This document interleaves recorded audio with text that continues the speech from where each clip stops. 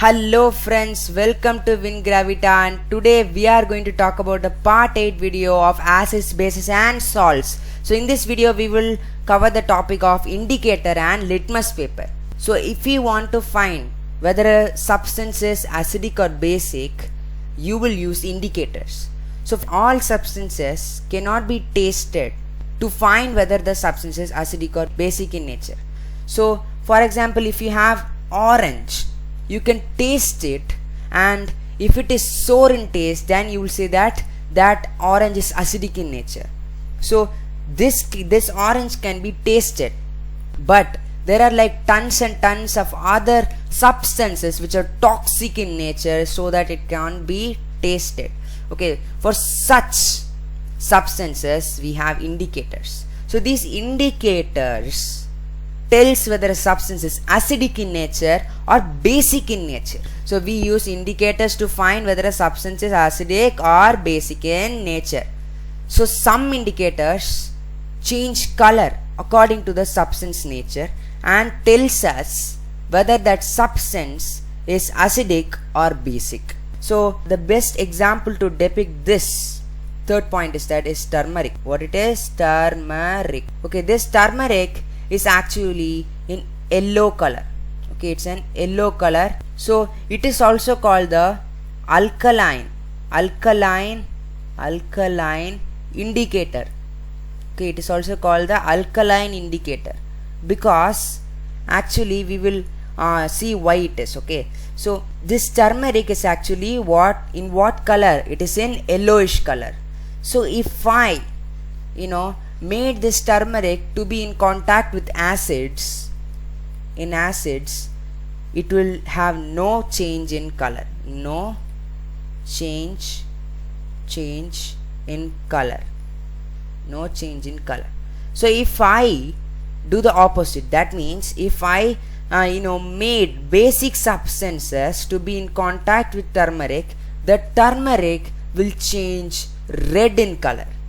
Okay, so if I made basic substances to be in contact with turmeric, it will change in what color? Red color. So this is called an alkaline indicator, because it will tell whether a substance is alkaline or not.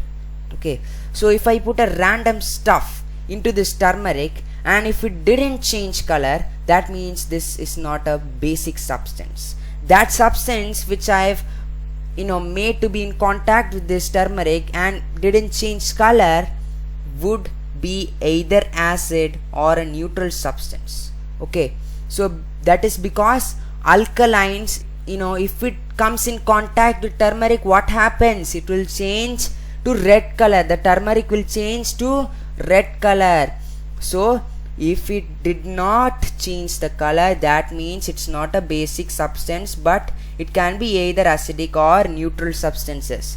So the reason why it is called as alkaline indicator, because it can show whether a substance is alkaline or not. So in this case, as that substance didn't change that color of the turmeric, it is not a basic substance, and it showed whether that substance is alkaline or not, isn't it? So some indicators change color according to the substance nature and then tells us whether that substance is acidic or not. Okay, so the best example is this. Okay, so what about for example, if you want to find whether that substance which is not basic is acidic or neutral. So here it is just put that it can be acidic or neutral, but what is its real nature? Is it acid or it is a neutral substances? So as it is an alkaline indicator, it can only indicate whether it's basic or not. It cannot indicate whether it's an acidic substance or neutral substances. But there are more indicators which indicate whether a substance is acidic or basic. So let's see the next example, that is purple cabbage solution. Purple cabbage solution. Okay, this purple cabbage solution is obtained from purple cabbage leaves. Okay, then this is in purple color. Okay, So let me draw an depiction of this. So I have depicted the diagram. Okay, so this is the purple cabbage solution which is in purple color. So in one beaker of purple cabbage solution I am pouring acids or acidic substances. In another beaker I am pouring bases or basic substances. So this beaker, okay, as it is, the acid is coming in contact with this purple cabbage solution, this beaker will turn into red. Okay, so whenever a purple cabbage solution, if it comes in contact with acids, that means it will always change into red color. Okay, so if I put any random substance into the purple cabbage solution and if it turns into red, that means that substance which has been put into the solution was an acidic substance, because acidic substances can only change the purple cabbage solution into a red solution. Okay, so on another beaker I am putting bases into it, basic substances into that purple solution. So in there this happens, the solution turns green in color. Okay, so if I put any random substance and the color that this purple cabbage solution changed, if that was green, that means that substance is said to be basic in nature. Okay, so basic substances turn the purple cabbage solution into green and acidic substances turn the purple cabbage solution into red. Okay, so this is the purple cabbage solution. Okay, so this solution can identify whether a substance is acidic or basic. Okay, so if I put a neutral substance into the purple cabbage solution, what would happen? So no color change would obtain. Okay, so for example, if I pour water into this purple cabbage solution which is actually neutral in nature, nothing will happen. Okay, nothing will happen. But if I put an acidic or basic solutions, it will change color. Okay, so the reason why this is called, the turmeric is called alkaline indicator, because it can only indicate whether a substance is basic or not. Okay, so but here it can indicate accurately. If a substance which is not basic has come into contact with turmeric, it will not change color at all, and that means that that substance is not basic, but it can be acidic or neutral. So this turmeric can identify whether a substance is basic or not. This purple cabbage solution can find whether a substance is acid or base. Okay, so this can identify more accurately. So purple cabbage solution, it is pretty straightforward. It can say whether the substance is acidic or basis, but this turmeric only says whether the substance is basic or not, but it doesn't care about whether that substance is acid or neutral substance. Okay, so this is what is purple cabbage solution and turmeric. Okay, so now let's look at a very important topic, that is litmus paper. Litmus paper. Okay, so litmus paper is also an popular indicator. Okay, so this litmus paper is made using litmus dyes. Okay, litmus dye. Okay, so this litmus dye is obtained from lichens. Okay, it is a type of symbiotic plants. Okay, it is a symbiotic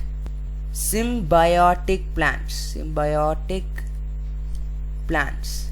Okay, so this, as we know, is actually nothing but algae plus fungi. When they form a symbiotic relationship, they form lichens or lichens. Okay, so from this lichens we extract some dyes to make this litmus dye, and then we convert this litmus dye into litmus paper. Okay, so this litmus paper shows whether a substance is acidic or basic too. So there are like two kinds of litmus paper, one for base and one for acidic substances. That is, in other words, there are two kinds of litmus papers, that is red litmus papers and blue litmus paper. Okay, so this is what is litmus paper. So this red litmus paper is for bases. Okay, this red litmus paper is used for finding whether a substance is basic, and this blue litmus paper tells us whether a substance is acidic. Okay, so with the help of both we can find whether a substance is basic or acidic immediately. Okay, so how we can test it? So for example, if I have a solution like this, let's say it is orange juice. Okay, I have orange juice. Okay, I have orange juice. So this orange juice, actually I'm going to first test it with red litmus paper. Okay, so I'm going to test it with red litmus paper. Okay, so there is no change in it. Okay, there is no change in it. Okay, no color change is observed in red litmus paper. Okay, what it is, no color change is observed in what? No color change is observed in red litmus paper. So I'm going to test it again, test the orange juice with blue litmus paper. What it is? Blue litmus paper. So now there is a color change. So this blue litmus paper turns red because when it is dipped into that orange solution. That is because this orange solution is an acidic substance. Okay, so actually if a substance is acidic in nature, it will change the color of blue litmus paper, and there will be no color change will be obtained in the red litmus paper because it is for basic substances. Okay, with this combination we can easily find whether an solution is acidic in nature. So if I have a random substance like this, okay, let's say it is base. Okay, so I am first testing it with blue litmus paper. Okay, what it is? Blue litmus paper. So let's consider another test too. So here there is a basic solution. So here we saw about acidic solution. Okay, so when we dipped first, that is the red litmus, there is no color change obtained, and if we dip the blue litmus, that is for acidic substances, it turned red. So now there is a basic substance.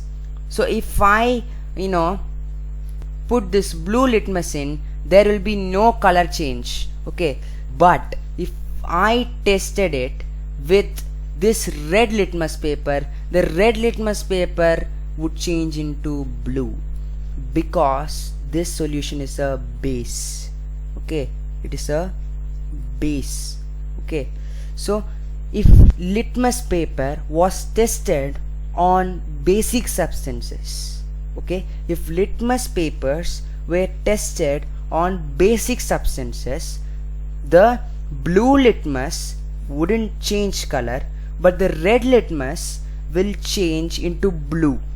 Okay, so if the litmus paper were to be tested with an acidic substance, the red litmus will be as it is, there will be no color change, and the blue litmus will change color to red. Okay, so that is because blue litmus is for acidic substances and red litmus is for indicating basic substances. Okay, so what did we learn in litmus paper section? That is, basic substances turn red litmus blue and acidic substances turn blue litmus red. Okay, completely opposite. So acidic substances change blue litmus red, and basic substances change red litmus blue. Okay, it's easy. This is the formula for it. Okay, you can easily remember this thing. So this is what is the third point. We completely saw all the examples. So we talked about these indicators which change color and tells us whether a substance is acidic or basic substance. Okay, so there is also another example for this thing, that is hibiscus. So if you soak the hibiscus flower petals into hot water, okay, into hot water, actually you will get a solution. So if any acidic substances were made to be in contact with this thing, this solution will turn magenta red. Okay, so if any basic substances were to be in contact with or were made to be in contact with this, then it will turn green. Okay, so this is what is hibiscus flower indicator solution. So okay, now let's look at the fourth point, that is some indicators change odor or smell according to the substance nature and tells whether the substance is acidic or not. Okay, so we talked about some indicators change color, and then we can find whether that is substance basic or acidic in nature. But some are there which actually change the odor or smell of itself according to the substance's nature. So the best example is onion.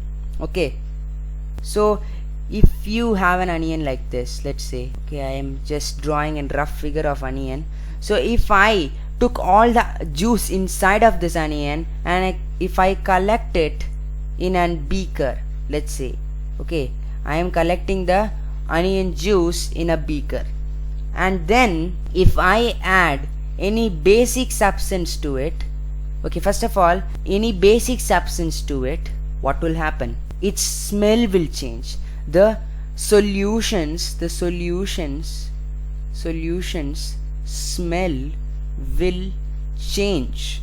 Okay, change. So we know that what is the smell of onion's juice, isn't it? But that will change, that smell will change when a basic substance is being mixed with it. Okay, so such you can see that, so some indicators change its smell and indicate whether a substance is basic or acidic in nature. So this is the end of this video, and thank you for watching, and subscribe to WinGravita and stay tuned for more videos. Thank you.